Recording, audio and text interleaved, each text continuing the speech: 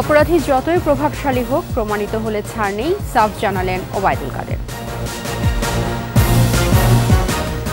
MP আনার হত্যায় গ্রেফতার ৩ জনকে আদালতে তোলা হচ্ছে। ১০ দিনের রিমান্ড চাইবে পুলিশ। কাটেনি ডিমের দামে অস্থিরতা, গত সপ্তাহের তুলনায় সবজি, মাছ ও মুরগিতে স্বস্তি। এবং বঙ্গোপসাগরে সুস্পষ্ট নিম্নচাপ, রূপ নিতে পারে ঘূর্ণিঝড়ে, ৪ নম্বর সমুদ্র বন্দরে সতর্ক সংকেত।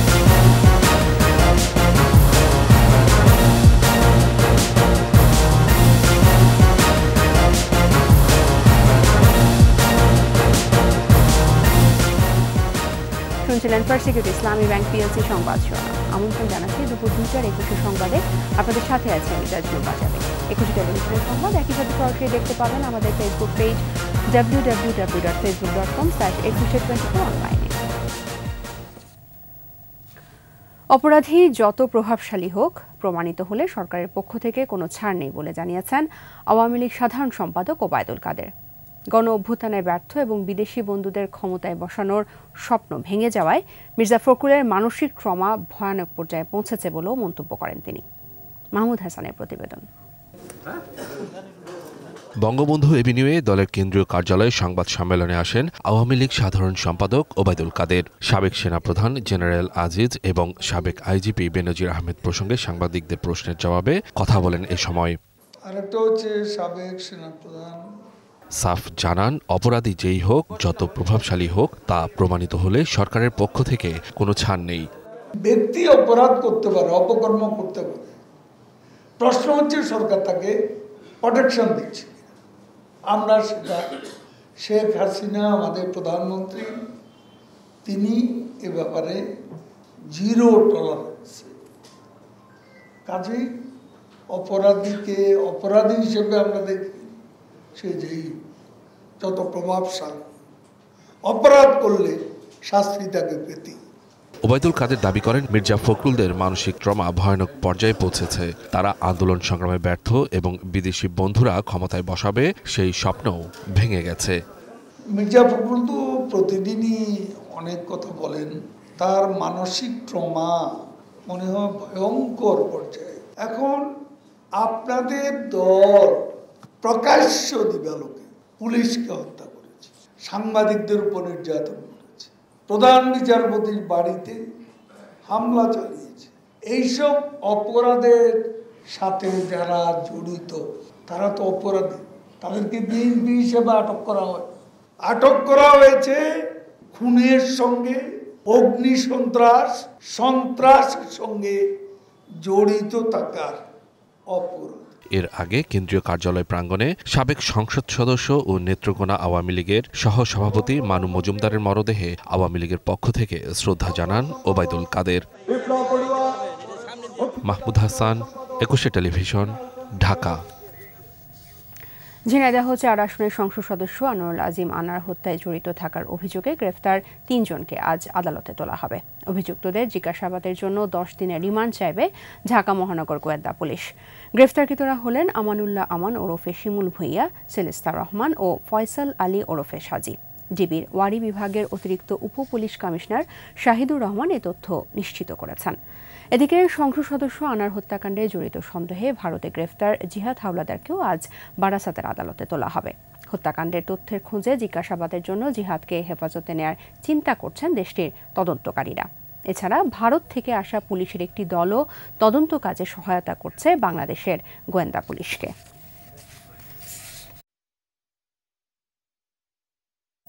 দৃষ্টি ফেরাচ্ছি বাজারের দিকে। গত সপ্তাহের তুলনায় বাজারে সবজি, মাছ আর ব্রয়লার মুরগির দাম কিছুটা কমলেও ঈদ সামনে রেখে চড়া সকল ধরনের মশলার দর।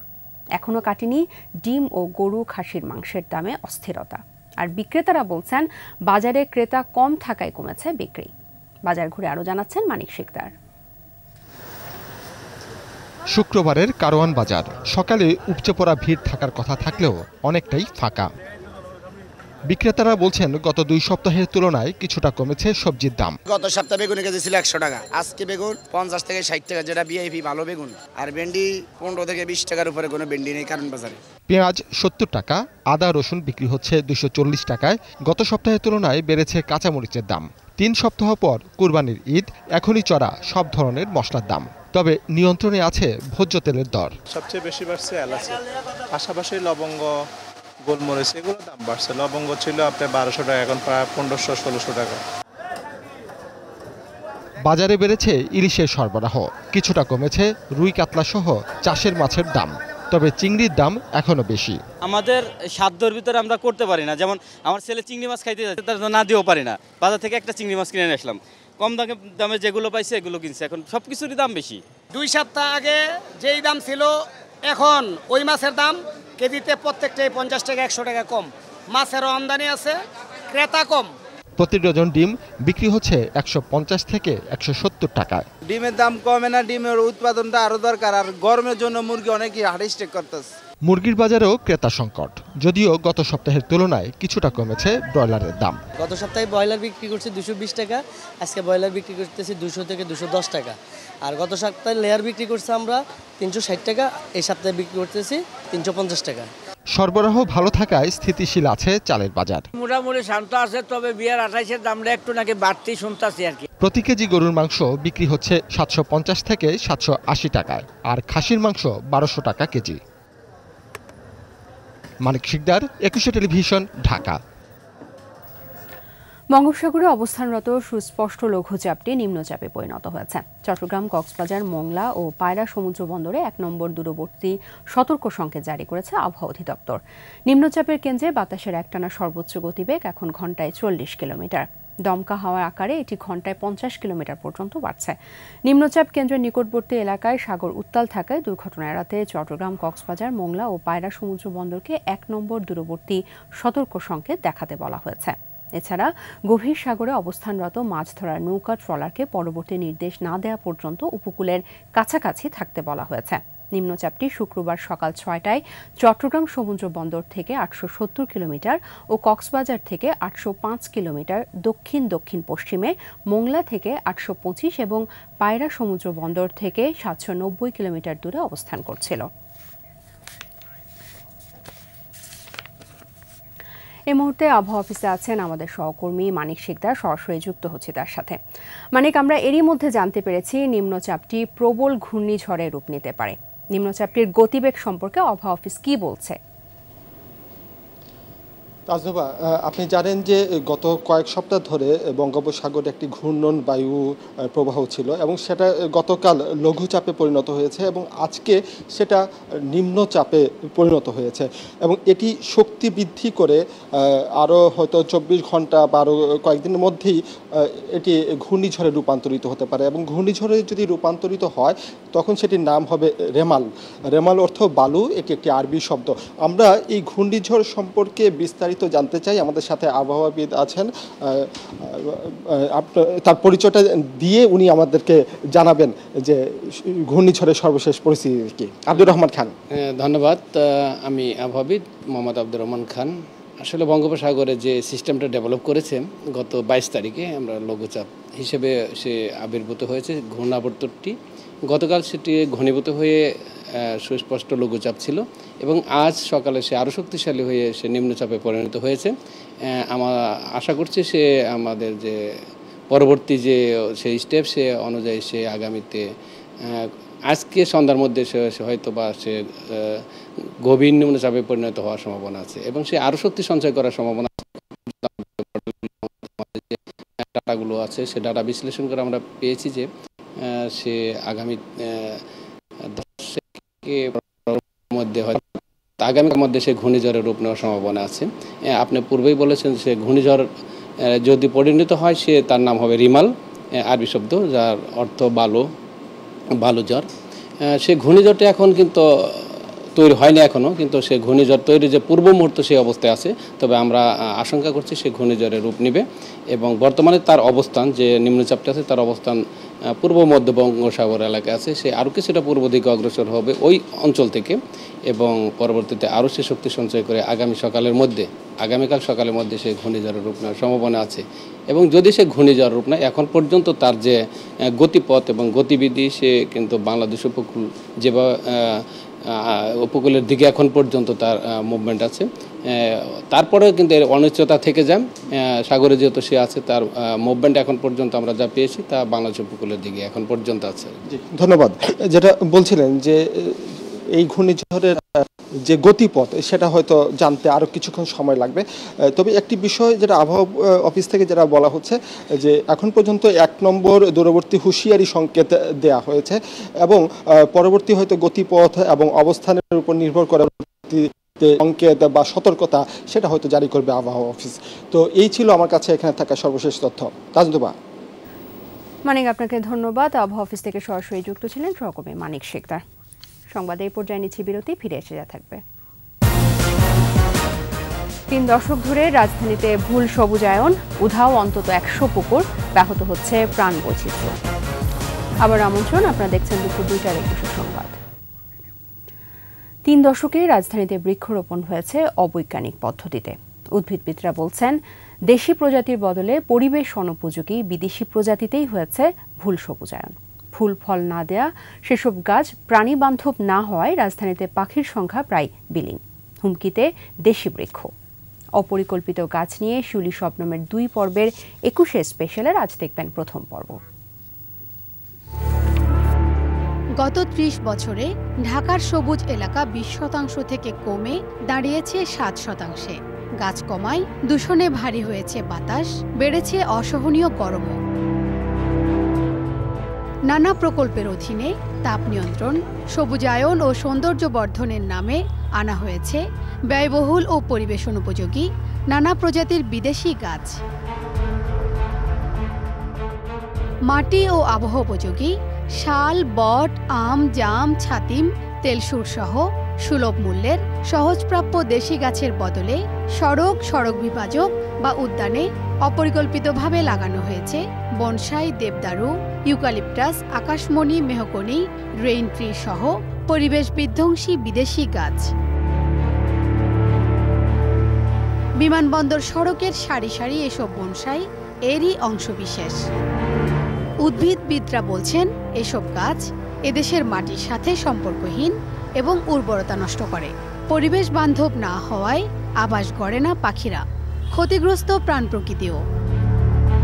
যেই গাছগুলো আমার পরিবেশের বিশাল একটা কম্পোনেন্টকে সাপোর্ট দিতে পারবে না, সেই গাছগুলো লাগালে তো পরিবেশের ইমব্যালেন্স তৈরি হচ্ছে।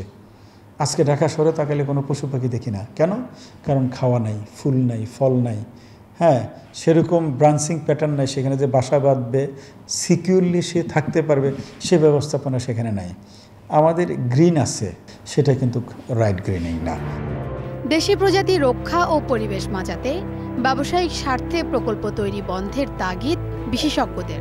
এই ধরনের বৃক্ষ যদি বেশি হয়ে যায় তাহলে আমাদের দেশীয় প্রজাতির গাছগুলো বিলুপ্তির পথে চলে যাবে। আমাদের অনেক দেশীয় প্রজাতির গাছ অলরেডি বিলুপ্তির পথে আছে।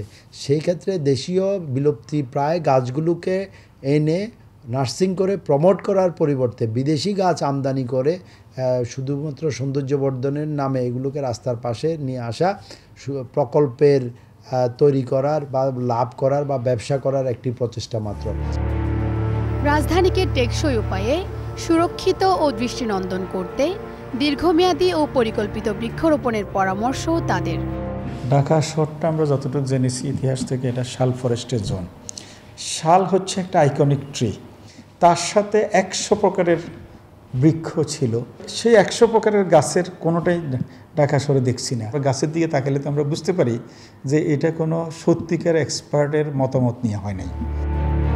রমনা পার্ক, সোহরাওয়ার্দী উদ্যান ও ঢাকা বিশ্ববিদ্যালয় এলাকায় পরিচালিত গবেষণা বলছে, এসব এলাকার 58% গাছই বিদেশি প্রজাতির। বিদেশি গাছের আধিক্যে যখন দেশীয় প্রজাতির গাছের অস্তিত্ব বিপন্ন, তখন বিশেষজ্ঞরা বলছেন প্রয়োজনে নীতিমালা ও আইন প্রণয়ন করে বিদেশি গাছ আমদানি বন্ধ করতে হবে এবং একই সাথে এখানকার মাটি এবং আবহাওয়া অনুযায়ী গাছ লাগিয়ে বাঁচাতে হবে দেশের প্রাণ প্রকৃতি। শিউলি শবনম, 21 টেলিভিশন, ঢাকা। এবার জনদুর্ভোগ।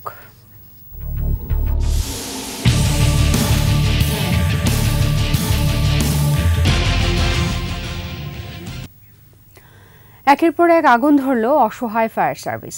কারণ 3 দশকে উধাও ঢাকার অন্তত 100 পুকুর। ভরাট হয়ে সেখানে উঠেছে বহুতল ভবন। পর্যাপ্ত জলাধার না থাকায় ব্যাহত হচ্ছে রাজধানীর প্রাণবৈচিত্র্য। ইয়াকুব লিটুর ক্যামেরায় আরও জানাচ্ছেন অখিল পোদ্দার।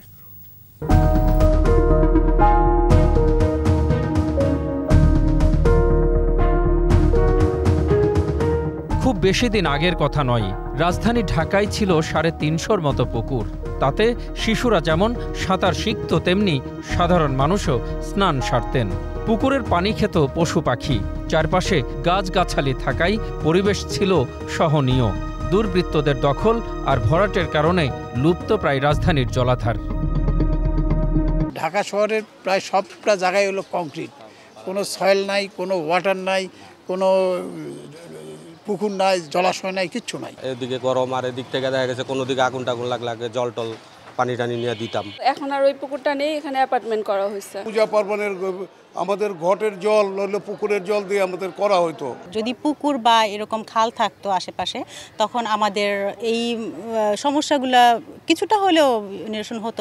সাঁতার শেখার সুযোগ না থাকায় প্রতি বছর মারা যায় ১১,০০০ শিশু, যাদের বয়স ৫ বছরের মধ্যে, এবং অনেকেরই বসবাস ঢাকা শহরে। পুকুর না থাকার কারণে পানিতে ডুবে বছরে প্রায় ৪০,০০০ শিশু মারা যাচ্ছে। আমার বাচ্চাকে আমরা কোথায় সাঁতার শিখাবো? এখন তো আর এইসব নাই। আমার ছেলে মেয়ে সাঁতার জানে না, কিন্তু ভয়ের তো ব্যাপার। সব পুকুর ভরে, যেখানে ফসল আবাদি ক্ষেত ছিল সেটাকে ভরে হাউজিং, নানান ইন্ডাস্ট্রি সব কিছু করে এমনভাবে দখল করে ফেলছি, যার ফলাফল এখন আমরা সবাই টের পাচ্ছি। পুষ্কুনি সামনে থাকলে তৎক্ষণাৎ ফায়ার সার্ভিস এসে সাথে সাথে ওইখানে বসায় কিন্তু আপনি পানি নিষ্কাশনের ব্যবস্থা করতে পারেন। বড় বড় 5 বিঘা 6 বিঘা করে একটা পুকুর, এগুলি এখন আর নাই। সব বইরা মাঠ, বেচাকেনি বিল্ডিং, যা কিনা আমরা গোসল করতে পারতাম, আমরা খেলতে পারতাম, আমরা সব কিছু করতে পারতাম, কিন্তু আস্তে আস্তে এগুলো সব বিলুপ্ত হয়ে গেছে। পুকুর নিঃশেষ হওয়ার প্রভাব পড়েছে সাধারণ মানুষের নিত্যকার জীবন প্রণালীতে। অন্যান্য যে জীববৈচিত্র্য পানিকে অবলম্বন করে বেঁচে থাকে, তারা থাকবে না, এবং আমাদের যে নানা কাজে প্রয়োজনীয় পানি সেটাও আমরা পাবো না। এসব কথা জানা থাকা সত্ত্বেও আমরা কিন্তু পানি নিয়ে খুব যে সচেতন তা নয়, বরঞ্চ অনেকটাই ইচ্ছাকৃতভাবে আমাদের যে কোনো একটা ক্ষুদ্র লাভের জন্য এরকম একটা বড় বিষয়কে আমরা অবহেলা করি। পুরান ঢাকার সিদ্দিক বাজার, নাজিরা বাজার, টাকারহাট, সুরিটোলা সহ উত্তর সিটি কর্পোরেশনে টিকে আছে ২৯টি পুকুর। রক্ষণাবেক্ষণ না থাকলে অচিরেই দখল হয়ে যাবে এসব জলাধার। আগে অনেক বড় পুকুর ছিল, পরে ওই যে কোম্পানি বাগ করে বিক্রি করে আলাদা। সবাই মনে করেন 2তলা 5তলা 3তলা বিল্ডিং করে ওই পুকুরে থাকতেছে। ঢাকা শহর যদি পর্যাপ্ত পরিমাণ পুকুর থাকতো, তারা একটু রিফ্রেশ হয়ে নিতে পারতো, একটু গোসল করে নিতে পারতো, তাদের শরীর মস্তিষ্ক ঠান্ডা থাকলে হয়তো হিট স্ট্রোক থেকে তারা রেহাই পেত। ঢাকা শহরের অধিকাংশ পুকুর ভরাট হয়ে যাওয়ার কারণে শিশুরা যেমন সাঁতার জানে না, তেমনি যখন কোনো ভবনে আগুন লাগে তখন চেয়ে চেয়ে দেখা ছাড়াও কোনো উপায় থাকে না সাধারণ মানুষের। প্রিয় দর্শক, আপনার চারপাশে নানা সমস্যা আর ভোগান্তির চিত্র তুলে ধরবে ২১শে টেলিভিশন। এসব তথ্য জানাতে ফোন করুন, এই নম্বরে পৌঁছে যাব। আমি অখিল পোদ্দার, আর ২১শে টেলিভিশনের ক্যামেরা আপনাদের দুর্ভোগ দুর্দশায় সবসময় পাশে আছে ২১শে টেলিভিশন। স্কয়ার টয়লেট্রিজ লিমিটেডের ন্যাপকিন ব্র্যান্ড সেনোরার পৃষ্ঠপোষকতায় পঞ্চমবারের মতো হয়ে গেল লং ঢাকা উইমেন্স ম্যারাথন। ভোরে এই ম্যারাথন আয়োজনটি রাজধানীর হাতিরঝিলে হয়। ইভেন্টটি হয় 2 ভাগে। 2.7 কিলোমিটারের ফান রান শুরু হয় ভোর 5টা 45 মিনিটে, আর এর 15 মিনিট আগে হয় 10 কিলোমিটারের ম্যারাথন দৌড় প্রতিযোগিতা। 2 ইভেন্টটি শেষ হয় পুলিশ প্লাজা কনকর্স পয়েন্টে। পরে বিজয়ীদের হাতে পুরস্কার তুলে দেন জেএমপি কমিশনার হাবিবুর রহমান ও পৃষ্ঠপোষক প্রতিষ্ঠান স্কয়ার টয়লেট্রিজ লিমিটেডের কর্মকর্তারা।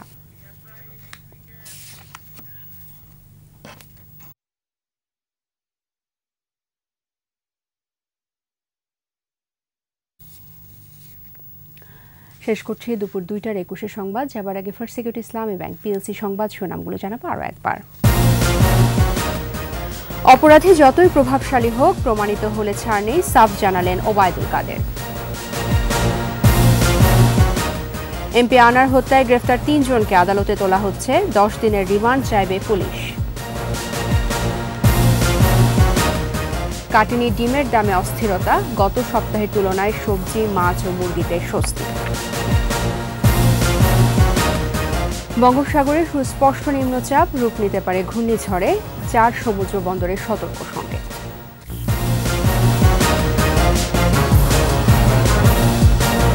একুশে টেলিভিশনের সর্বশেষ খবর জানতে ডায়াল করুন 2021 নম্বর, ভিজিট করুন ekushe-tv.com এই ওয়েবসাইট। ফেসবুকে লগ ইন করতে পারেন facebook.com/ekushe24 অনলাইন। আমাদের পরবর্তী সংবাদ সন্ধ্যা 6টায় একুশের দেশের সংবাদ দেখার আমন্ত্রণ রইল সবাইকে। ধন্যবাদ।